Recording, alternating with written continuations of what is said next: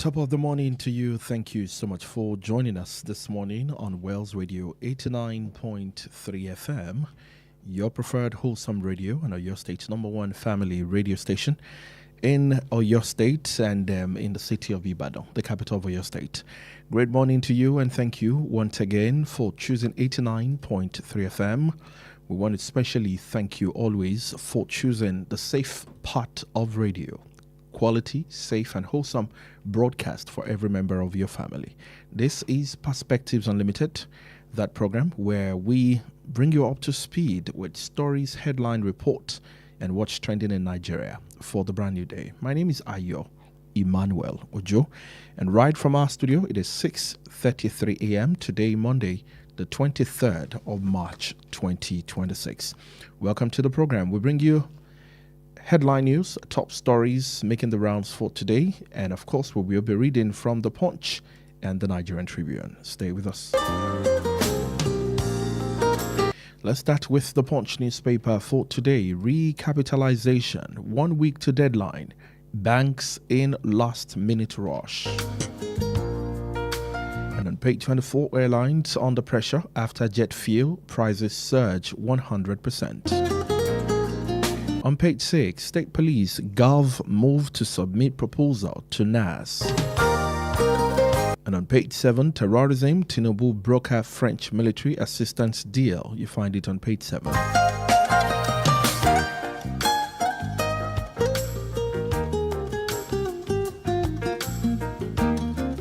Now let's talk politics here in Nigeria. The front page story of The Punch. Makinde meets Kwakwanso as PDP reconciliation falters. There are 3 riders to the story. The first one says Makinde, Bala, Kwakwanso meeting sparks fear of mass movement to NDC. Wike, Makinde, PDP camps clash again over convention support for Bola Tinubu. PDP factions trade blame for failed reconciliation talks. All of that attached to the major story on The Punch for today, which says Makinde meet Kwakwanso as PDP reconciliation falters.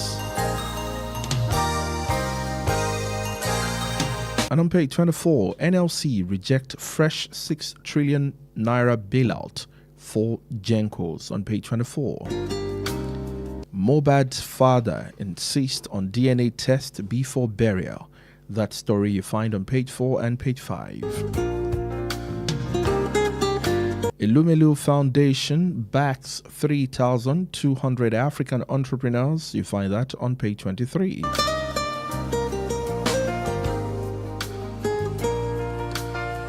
And from that story, we move on straight to the Nigerian Tribune for this morning. Experts divided over benefit of £746 million UK export finance deal for Nigeria. The rider says unstable FX regime threatens Apapa Tinkan Port upgrade gains.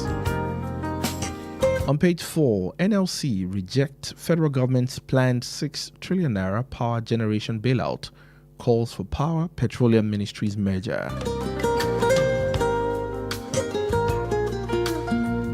Major story on the Tribune for today on page 22, Kwakwanso, Makinde, Dixon meets in Kano. Bala Mohammed, Makinde meets with Dixon in Bauchi. Obi meets Kwakwanso in Kano.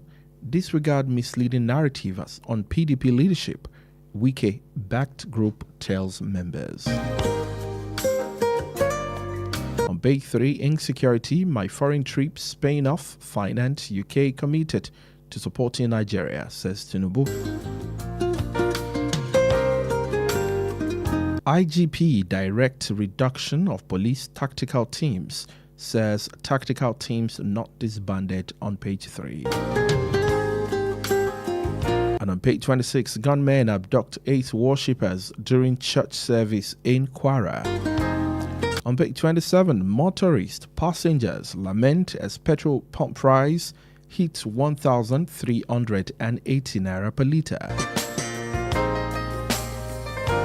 And finally, in health, on page 2 of the Tribune, tooth loss doesn't just make eating harder, it makes thinking more challenging, says researcher.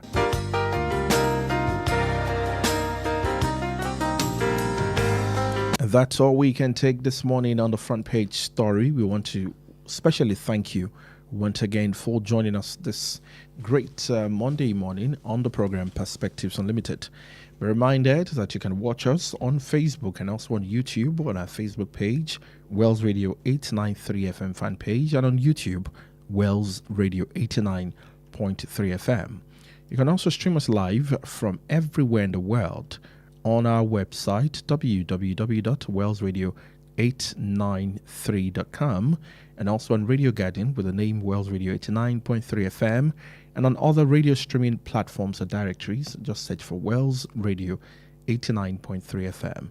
You will be able to listen and enjoy all our programs like you live here in your state. We will be right back in a moment. Stay with us.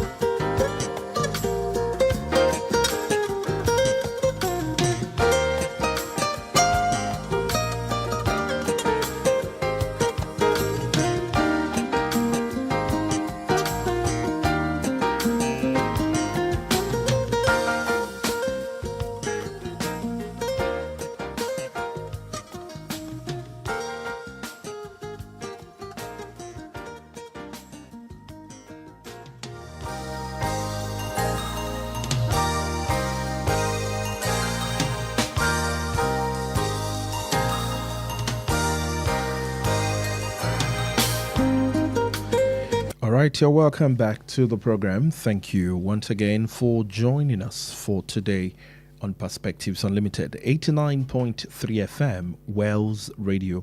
Your preferred wholesome radio is the radio station you're listening to this morning. My name is Ayo Emmanuel. Ojo Chukwemeka Munachiso joins us in the studio this morning to help us understand the selected stories we will be analyzing for you today. Good morning, Chukwemeka. Good morning, Ayo. Good morning to you. How was your weekend and how are you doing? The weekend was fine, and I thank God for His mercy. You know, when we have, it's only on Sundays. Even Sundays we don't have. There's no day off. You understand? So the thing is that you keep on, sourcing for looking, going to the streets to find out actually what is going on. Because that's where you get a pulse of the country, how people feel, what is going on, and how people are coping with what looks like I don't know whether I will call it a harvest of poverty. You understand? People are really going through a lot. I must not lie to you. Parents are really, especially parents with small children. They are not finding it easy at all. And in the midst of it all, you see Nigerians doing one thing or the other to survive. And a lot of people are dipping their hands into something very not too good in order to make ends meet, which is a fallout to the fact that things are not working well. It is well. God help us. Over the weekend, before we dive into political stories, I'd like to talk about this video that I saw on the internet of a particular community in Nigeria where there's a tradition. Yeah, that's what we are even looking at it this morning on Wazobia platform. I want to believe you've been able to study it critically. Ozoro community. I really do not understand. In Uweli North constituency, they said is a tradition and that is a culture. That I'm coming to honor the ancestors and for communal protection. And I kept asking myself, what kind of ancestors would love women to be raped in order for them to be honored? But and sorry, also, 1 minute. Is it that the people in the community took it out of, sometimes when there are cultural practices, Like, for instance, in this part of the world, when we have the Egungun Festival, take, for instance, in Ibadan, for example, you would see that, the police would brace up security as you see miscreants and hoodlums trying to hijack the process, and so it's not the culture in itself that is the problem. It's how, some of these thugs and the likes would want to take the advantage. And in time past, we've seen it escalate to bigger issues. And since we've started seeing, of course, more stable security enforcement around it, things seem to be stabilizing. Is that the case for this festival, or it is what it is? No, I don't think it is what it is, because I've been able to delve into some of the issues. I've been able to read up about that community and everything. I think the young people took it out of context, and it became a jamboree to rape women and ladies. But the issue is that the heads of the communities have not been able to come out to debunk everything attached to that festival, because police have just made 5 arrests, and they say that the investigations are ongoing to find out because if that thing has been happening on the scale that he did this time around, I think people would have had of faith. But the youths, because of a cocktail of drugs all over the place, they can take anything and they can see. And number one thing is that women are not allowed to come out during that festival, according to what I read about. And some women, which is not new. Which is not new. I mean, but the issue is that in such a place where you have people who are not indigenous of that community, and you didn't make the announcement very clear to them, why should they not come out? So when they came out, the youth now bounced on them, undressed some of them, sexually, allegedly assaulted some of them. So, and they all tie it to that festival, which the elders have said that rape is not part of the festival. Because I'm beginning to wonder what kind of elders would love to be honored when women and ladies are raped, and what kind of protection would raping and as a woman offer to a community. So you discover that the youths took it out of context, like you just mentioned about the Google Festival, and they put something else into the festival, which is not the original design for the festival. But I keep saying culture, man created culture. Culture did not create man, and cultures are dynamic. They evolved. There are certain things that we saw as our culture, but in the look of things, you can't still practice such things again because we have moved on. So I believe that when we bring it up this morning on Wazobia platform, maybe people from that community, Usoro, Isoko, and they'll be able to tell the world what exactly is going on in your community. Is it true that women and ladies should be raped to honor their ancestors and to offer communal protection? So they'll be able to tell the world. It is well. I look forward to that conversation, and to also hear from the people. Hopefully, we find someone who is from that community, and we'll be able to listen to that show and help us understand that better. Motorist passengers lament as petrol pump price hit 1,380 naira per litre. You are the man of the streets. What's the response of the people? That's why I said that the street is getting to a boiling point, and I'm afraid that any spark may not all go well for Nigeria. Do you know that, Ayo, despite the crisis in the Middle East, Nigeria has the highest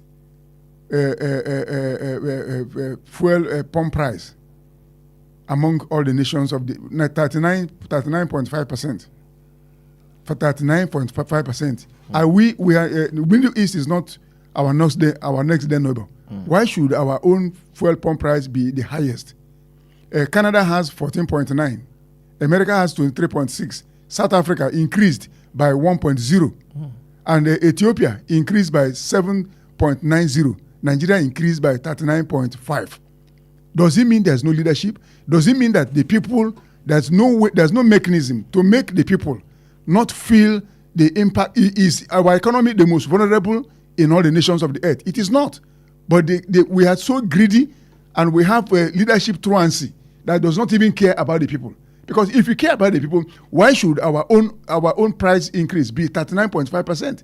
Whereas South Africa, 1.0%, Ethiopia, 7.9%, and Canada, 14.9%, America, 23.6%, and some other countries, Mexico, all of them were 0.5%, Nigeria, 39.5%. What is going on? Are we the most wretched of the earth? Are we what? Why is it that leadership just abandon the people to stew in their own juice? Is our economy, every other economy is receiving the shock of what is happening in the Middle East? Why is our own quite different? Because of greed. Greed and nothing but greed. 39.5% ayo increase. Go and Google it, you will see it. Why? And that's why everything has skyrocketed. That's why you go and rent a room and parlor. They tell you 1.2 million. For what? Rent. For what? Not that you are buying the house. For what? And we still have people who we call leaders, and they move about and they feel and they go about sharing palliative. Is palliative the reason for you are in government? Is that the reason for palliative? Is the euphemism that for failure? If you fix the road, fix the economy, why do you need to give people palliative? Are we animals to be eating food that live to eat? No, we have other things to do, not palliative. All right, let's get into other stories. I believe, with what it's looking like in the Middle East, things do not seem to be balancing yet. It will never balance, and it's even becoming more scary as what it holds for the petroleum industry in Nigeria. Yes, you know why? That's why if you check what Trump said, the Strait of Hormuz is where about 20% of oil passes through in the whole world. And he's threatening that if Iran does not open that corridor, there will be problem. And many Arab nations are now warming up to know that, look, this corridor must be opened for oil to pass through because it's impacting negatively on the economies of the world. But my question is, why is it so much on Nigeria? Why? Why is Nigeria feeling Why is Nigeria feeling it as though the Middle East is the next door neighbor? Okay. What is the problem? Because of greed and because of leadership that has abandoned the people. Leadership that has not been able to know that we are in government in order to take care of the people, not to create poverty. And you stand aloof, and your people are suffering. Most of these countries that I just mentioned, Nigeria is far better than them in terms of oil as a stuff. But why is it that the citizens are not having it so rough as we're having it in Nigeria? All right, let's move on to the story on the Vanguard. State police, governors split as insecurity worsened nationwide.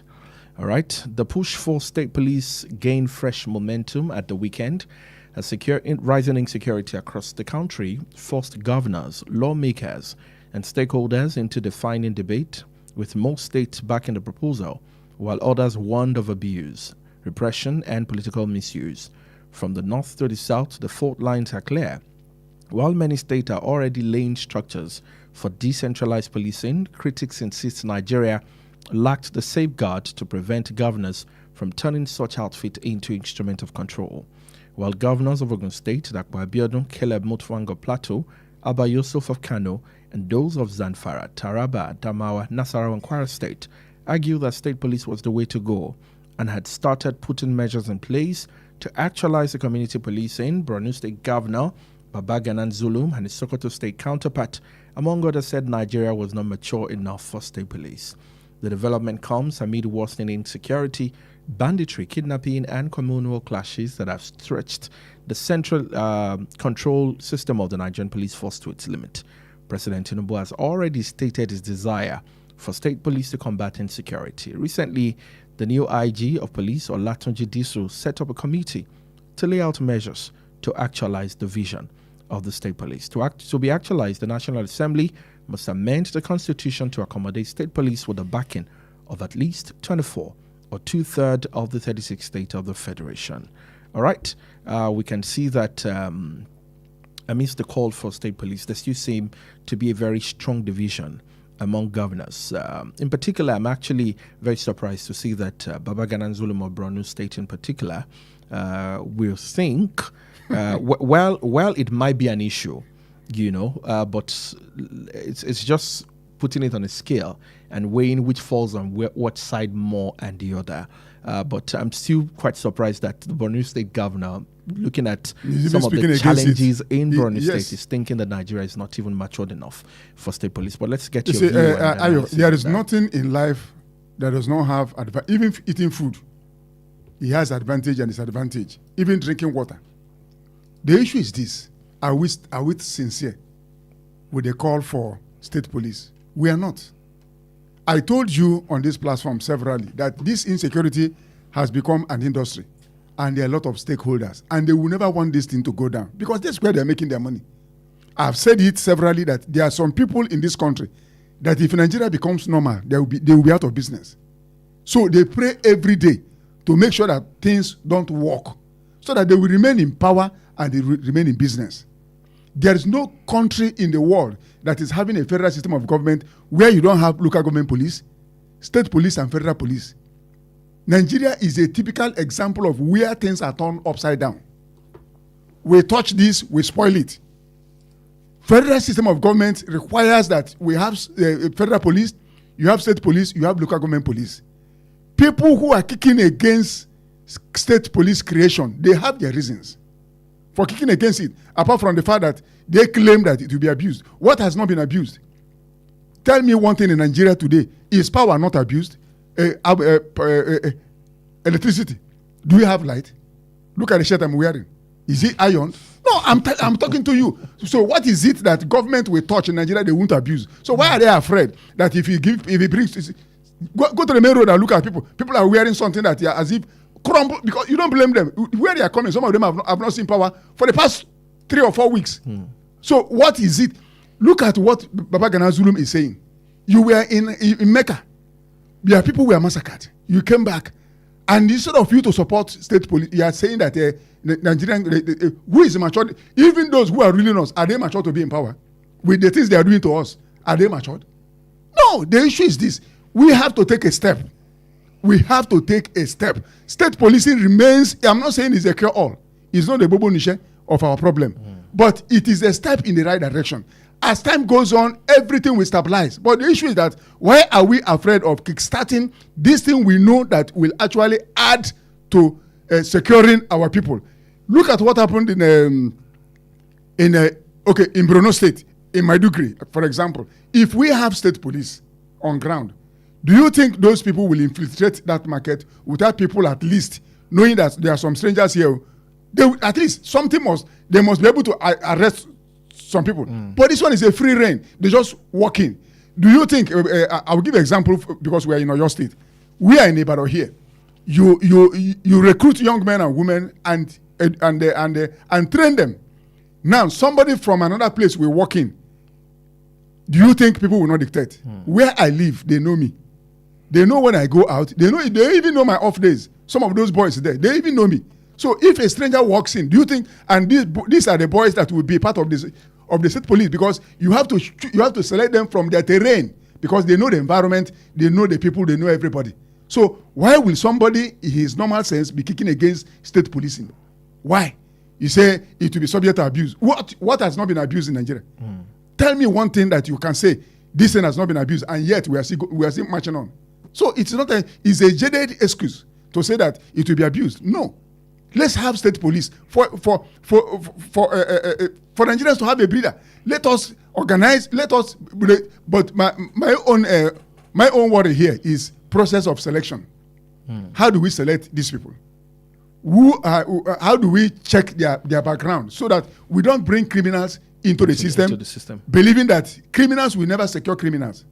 That's the problem. So how do we get them? There are a lot of graduates outside there who will like to be part of this state policing, and they will bring finesse to police and the civil population as a relationship. It's not going to marketplace and bring thugs. No, there are a lot of Nigerian graduates who will be trained and who will love to be part of this system if they are well taken care of.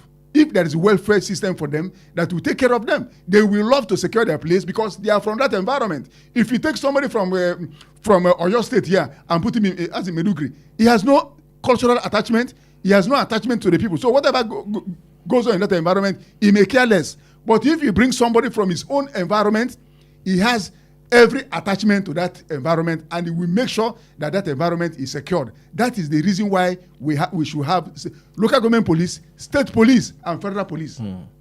All right, across the north, the region's hardest hit by insecurity. Support is growing, but not without resistance. Kaduna has taken the lead with training over 300 personnel under its vigilance service while Plateau has recruited about 1,400 operatives and set up an advisory committee. Governor Caleb Mutuang declared that it is time for the creation of state police and arguing that it would ensure faster response to threat. Kano has also deployed over 2,000 personnel under a neighborhood watch scheme, while Abba Yusuf saying it makes us safer. We're professionalizing our community security system. Taraba, Zamfara, Kebbi, Adamawa, Nasarawa, and Kwara are also aligning with the proposal, with some already funding or expanding the security outfit. However, opposition remains strong. Borno State Governor Babaganan Zulum warned, honestly speaking, I will not support it. Nigeria is not mature for state police. Some state governors can use it to wipe away other tribes. If half the power is given, Nigeria will be in problem. Let's take a look at Babaganan Zulum's argument for a moment. Okay. Is it worth looking at in the midst of all of this? Yes, it's worth looking at, Ayo. You know why? We have a lot of people with primitive mindset, cavemen, who parade as champions of their ethnic group. We had one as recently, who came out to say that Atiku and Obi should not be allowed to campaign. They should not even come to the southwest. To campaign. Such individuals are very primitive. Primitive mindset, and such people should not have anything to do with state policing. That's where Baba Gana's fears come in. You understand? But the issue is that the state, Nigerian state, is a weak state, because we ought to have institutions. This man made this statement.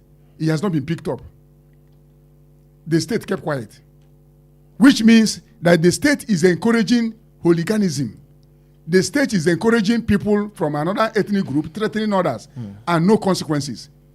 It is not a problem of the problem is that Nigerian state is a corrupted state, a weakened state, where institutions are just there for the sake of being there. There's no bite in them. In a normal country, that man who made that statement by now should be in prison. It should be, police should arrest him and ask him to come and define why should you threaten people that they should not come and campaign. Imagine if somebody in the southeast, somebody in the north central, northeast or northwest say such a thing, and you should not go there to campaign. How do you think the country will be?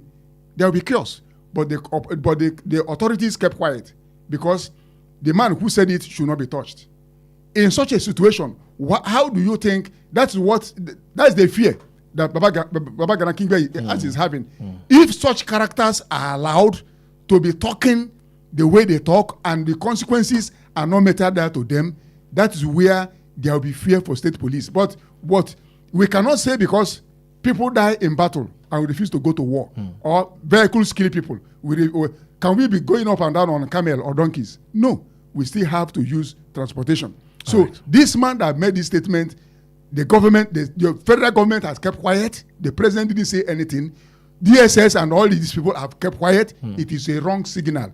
If anybody says the same thing from another area, how can we go after such a person? Is this selective justice? Let's take a break. When we come back right after this break, we'll start taking your feedback. And of course, the phone lines will be read out to you for you to call us. Stay with us. The Financial Services Regulation Coordinating Committee, FSRCC, in collaboration with the National Broadcasting Commission, NBC, wishes to draw the attention of the public to the activities of illegal financial operators, IFOs, which threaten public trust and the stability of the Nigerian financial system. The general public is hereby advised to refrain from dealing with unlicensed financial operators who deceive individuals with unrealistically high investment returns. Verify the licensing status of such schemes on this website: www.cbn.gov.ng, www.nicom.gov.ng, www.pencom.gov.ng, www.sec.gov.ng, www.fsrcc.gov.ng. To report any suspicions of illicit financial activities, call CBN 0817-665-7060, 0707-338-4828, SEC 0209-462-1168. Announcer, FSRCC. How long will it take you to confirm payment? I have been waiting for the past 1 hour. I'm so sorry. Our network is slow. I will just run out of data. Same excuse yesterday. It is unacceptable, please. You better switch to One Data Internet Service. One Data? Yes, One Data. One Data is an internet service provider with the best alternative and solution for unlimited speed. One Data provides fast and reliable internet service to organizations, homes, and places of interest in Nigeria. With One Data, you get to enjoy the premium internet service with dedicated unlimited internet speed at all times, 24/7 fantastic customer service and support, and you enjoy a 1-month free subscription when you make payment. Now is the time to say goodbye to downtimes. Sign up with One Data today on 0811 223 2671 or visit www.onedata.ng for more inquiries. One Data, unlimited speed. Do you want to eat and stay healthy? Are you looking for healthy, high-quality chickens? Do you desire to start your own poultry farm? SMC Foods is your reliable plug for your healthy chickens. We specialize in the sales of premium and healthy chickens and poultry produce. We offer consultation services for your poultry farm setups. We are located at Oloyede Extension, Olusoji, Ibadan. To place your order or for enquiries, call Modupe on 0813 970 3731. At SMC Foods, we are reliable, tested, and trusted.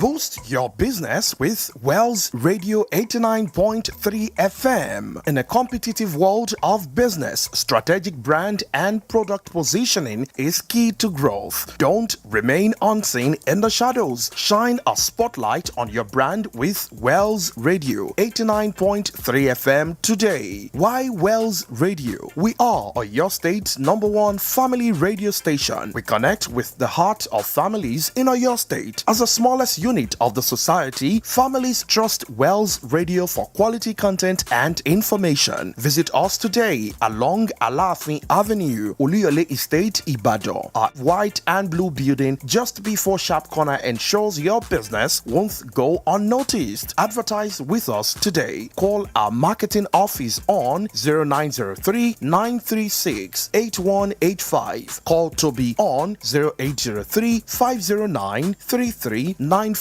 Ayo on 0706 840-7359. Take the leap today. Let Wells Radio 89.3 FM be the megaphone for your business success. You won't regret it. 89.3 FM, your preferred wholesome radio.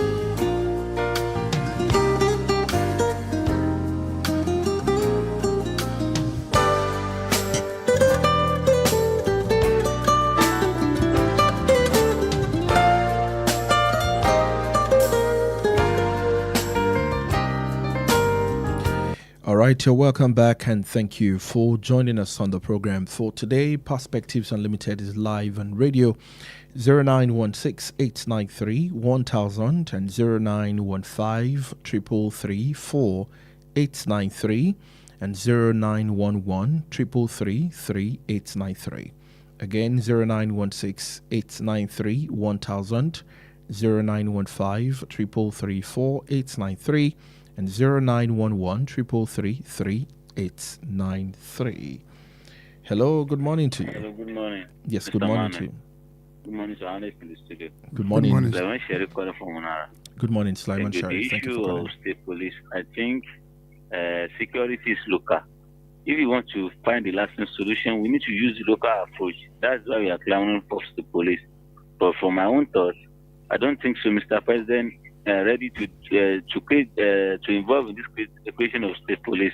Because if you truly prioritize the security sector, you will be able to achieve this since all these days. But for now, on Mr. President table, what is focused now is about the politics, which is not supposed to be. But I urge Mr. President to do the needful on time, because we Nigerians, if we are alive, we are the one that will vote in 2027. So that's my own submission. Thank you. Thank you so much, Sulaiman Sharif. Thank you so much for your call this morning. Let's go to politics. 2027. All right, there's another call on the line. Hello, good morning. Hello, good morning, sir. Yes, good morning. Yes, Ruth calling from Alakia. Good morning, Ruth from Alakia. Thank you for calling. Thank you, sir. Thank you. On the issue of state police, no, I don't know if you read it, that the governors have already submitted the state police to the National Assembly. So it's really a good move, if truly they really want to embrace it. Because this issue of insecurity is really taking it on with the masses. And it's either our government take action, because the safety of the people should be their priority and not the other way around.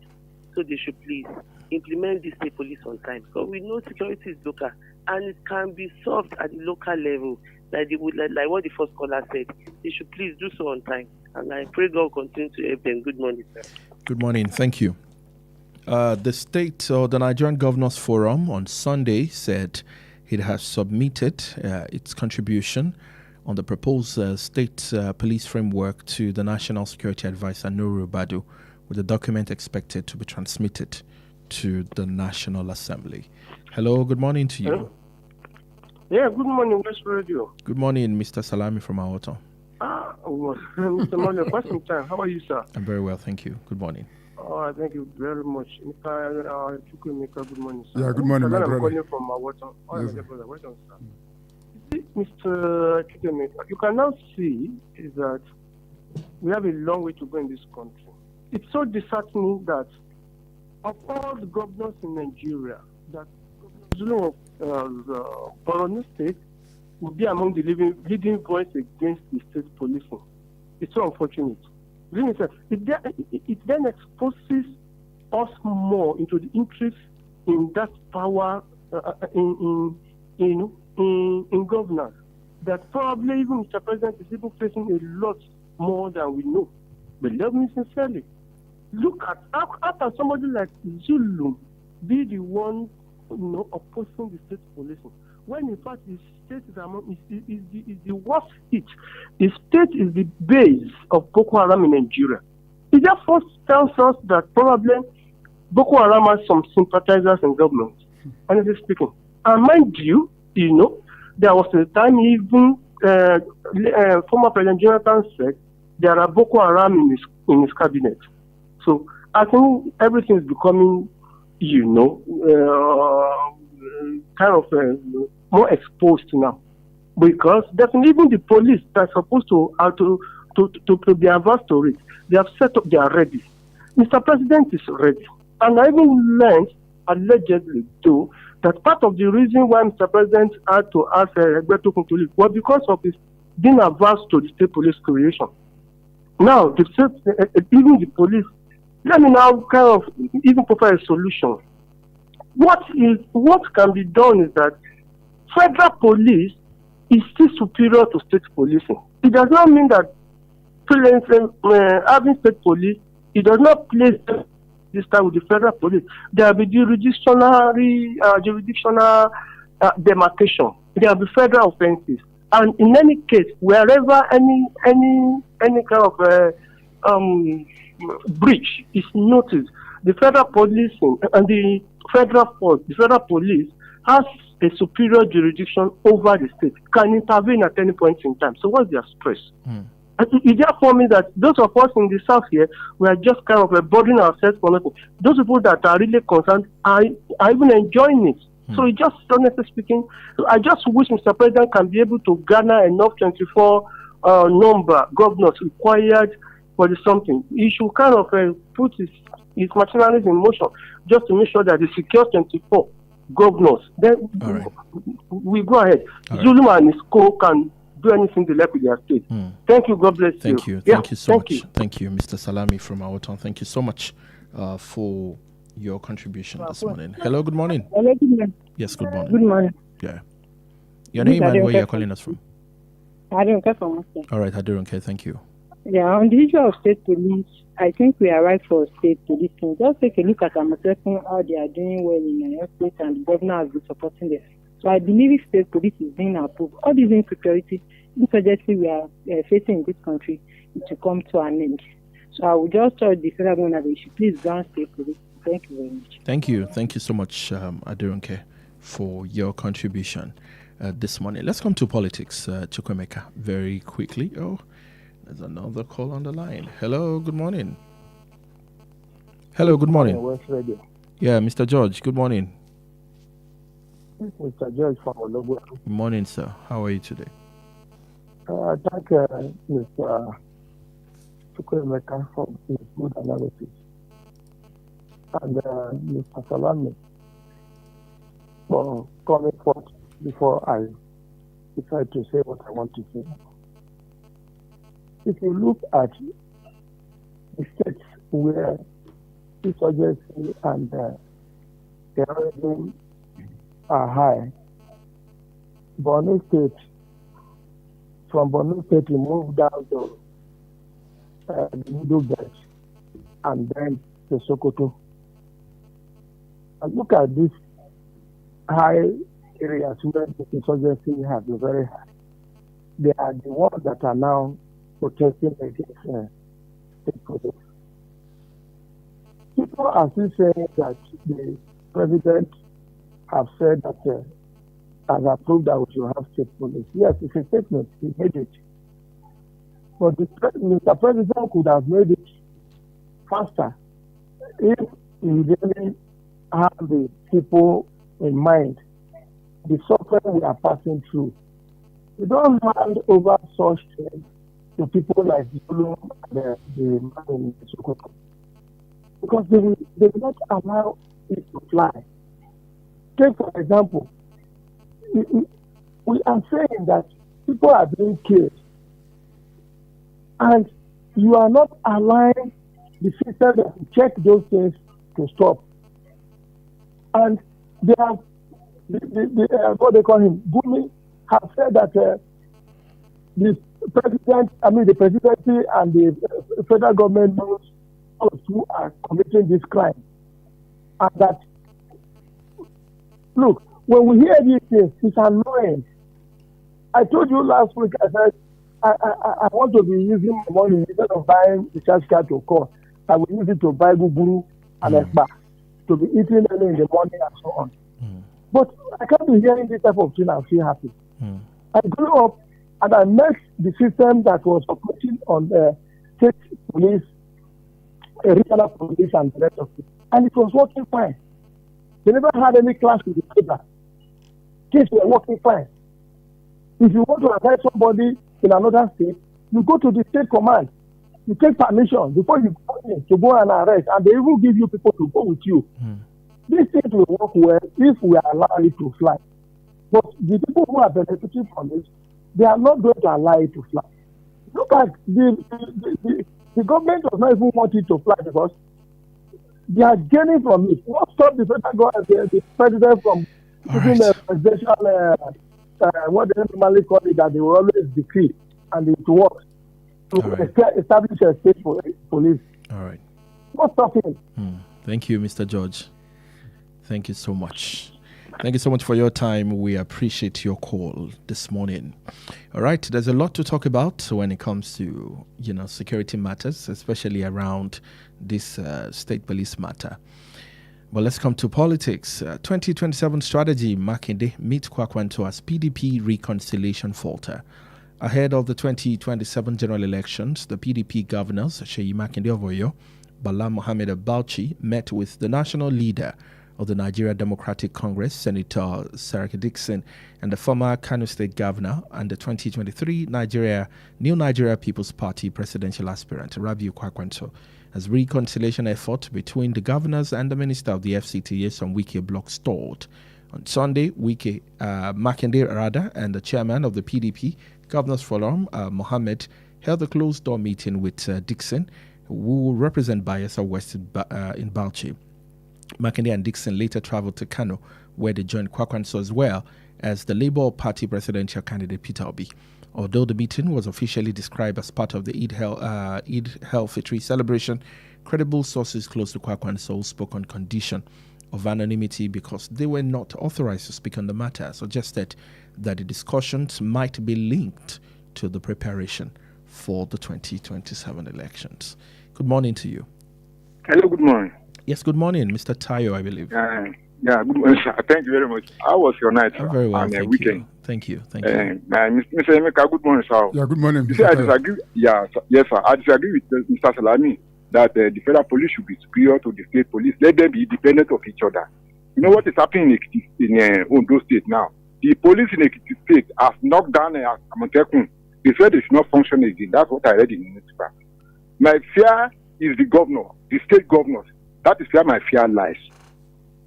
Let it be put in the constitution that state police should be independent of state governors. Good morning, sir. Good morning, Mr. Tayo. All right, that's another view. Yeah. That's another angle to the story. All right, let's talk about this politics. The meeting between. The lines are flooded. Hello, good morning. Hello, good morning. Hi, Chief AY. Benga Mario, thank you for calling. Good morning. Thank you. God bless you. Happy New Week. Well, Happy New Week to you too. Mr. Chukwemeka, you have to ensure that you iron your clothes too. Like you said that. I know, right? Well, I think Nigeria are in grief right now as we speak concerning talking about the issue of the price of PMS. You have to rack your brain thinking of how much you are going to spend going to your office Monday to Friday. You have to, because of the hike in price of fuel, you have to rack your brain how to send your children to school because they have to board some vehicle, like 2 vehicles down to their school. And the thing kept on like that. And the government is not coming to our head. Anyway, this is the time that I would have expected Governor Makinde to roll out some buses in larger numbers. That is how we can benefit from democracy. You can roll out let's say, for example, we have 50 or 22 buses in your state. This time we need like 100. If you go to the road now, you see many people standing on the road side, by the roadside. It's not that they don't have the money to take them to where they're going, but the money with them is not enough. So they are looking for a lesser bike man that will collect a lesser fare, or a lesser pet that will collect a lesser fare. So that is what is happening. And like what I was hearing in the course of the weekend, that if care is not taken, that the price might go to as high as 1,750. We pray to not be so by God's grace. But let our government be proactive. And lastly, on the issue of the state police, which some governors are trying to have a kind of disagreement, it is not too good. State police is the only way out.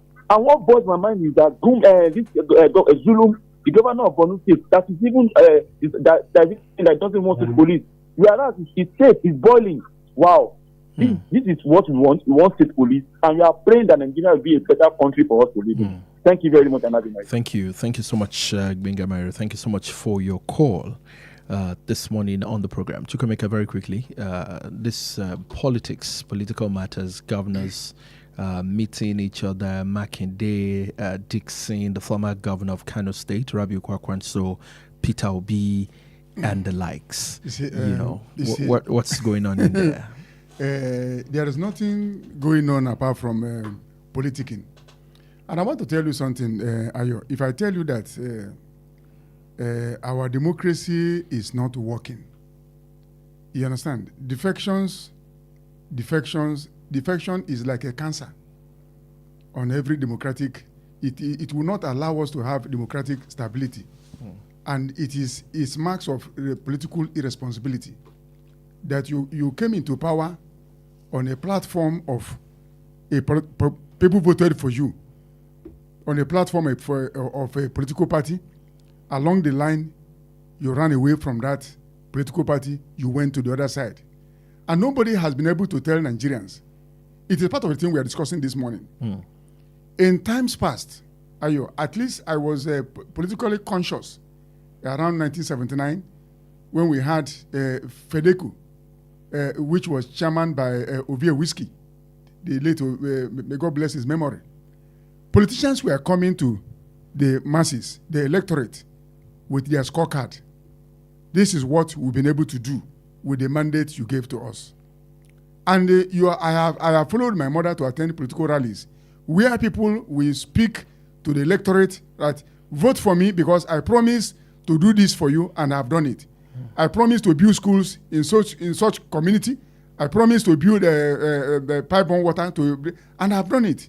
But look at what is happening these days. Have you ever seen any of our politicians going to their communities with their scorecards? No.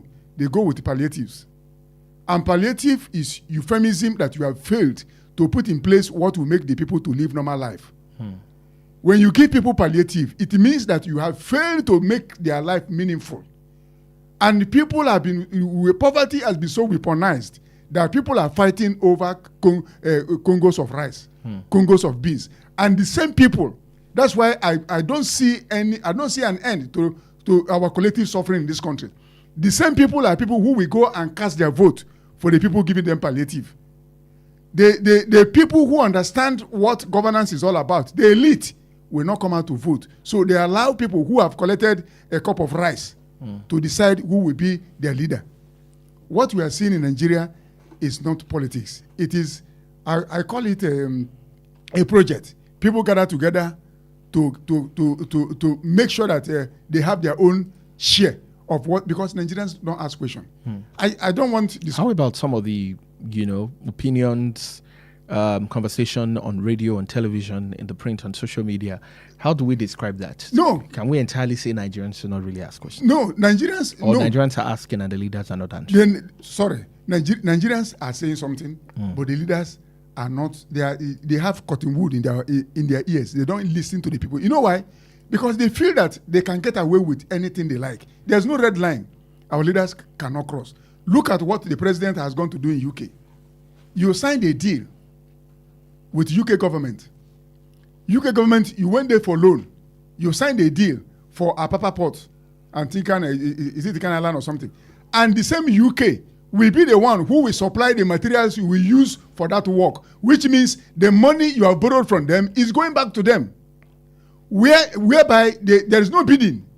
If UK is transparent, if UK loves Nigeria, if Britain is in love with Nigeria, you give us loan. You allow us to ask people, can you supply us steel to do what we want to do? Why must UK tell Nigeria that their companies will be the one who will come and execute the same contract which we took loan from you? Where is it done? And we have a leadership that will put a hand in paper and sign such a deal. It's a shame. Look, right. Ayo, when you go and read the content of that deal, you'll understand that this country is going nowhere. Honestly, it's not a cause, but it's a reality. Because we lack leaders who are proactive. We lack leaders who will stand their ground and say, no, I represent my people. I am not seeking for validation. But when you have leaders who are seeking for validation, they can sign anything to make sure that they are accepted against the interests of their own people. Go and check all the things about that deal and see that. Thank you very much, Ari. Let's go. All right. It is well with Nigeria. Thank you so much, Chukwemeka. Thank you for having me. All right. That's all we can take this morning on the program. We want to especially appreciate you.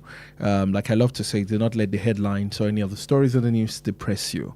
You can extract your prayer points from them and, of course, let it help us make a better decision as we approach the electioneering year 2027. But not up until 2027 before you make that decision. Start observing. Start making that decision now.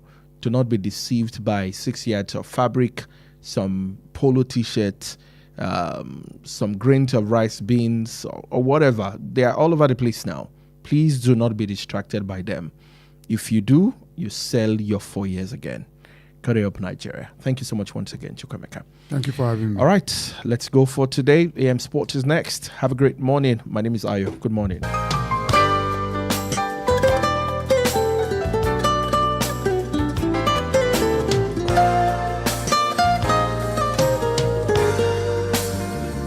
Please listen to this important information. The views expressed by the interviewee in this program are their own and do not necessarily reflect the views or opinions of Wells Radio 89.3 FM or its affiliated entities. Wells Radio 89.3 FM is committed to providing a platform for diverse perspectives and opinions, and the views expressed by guests on our programs are their personal viewpoints. Wells Radio 89.3 FM does not endorse or take responsibility for the content or opinions expressed by individual interviewees and callers. Thank you.